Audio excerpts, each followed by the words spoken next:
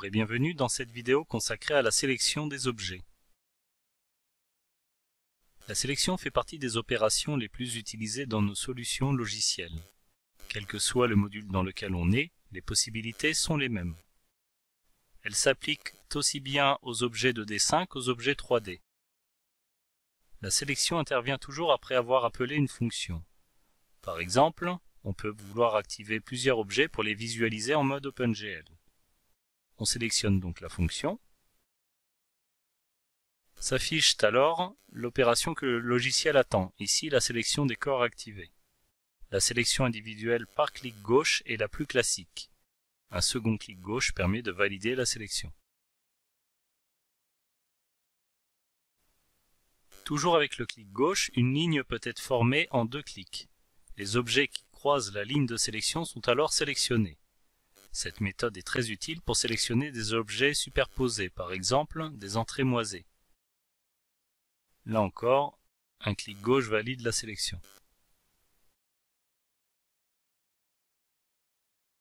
En appuyant une fois sur la touche C du clavier, un cadre peut être formé.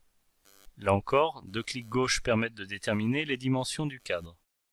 Par cette action, tous les objets englobés dans le cadre sont sélectionnés. Les objets qui se situent en dehors du cadre, même partiellement, ne sont pas sélectionnés.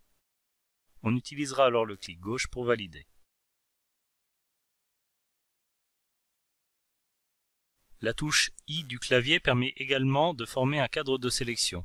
La détermination du cadre s'effectue de la même manière par deux clics gauche. La différence réside dans les objets sélectionnés.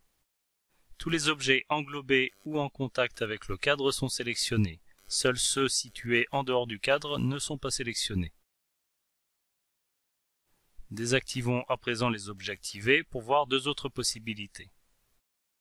Donc on rappelle la fonction activer un volume.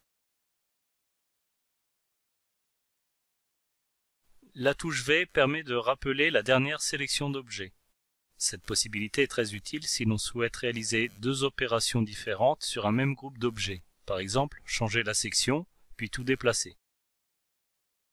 Autre possibilité, la touche A permet de sélectionner des objets similaires. Après avoir appuyé sur la touche A, le curseur est placé sur un objet.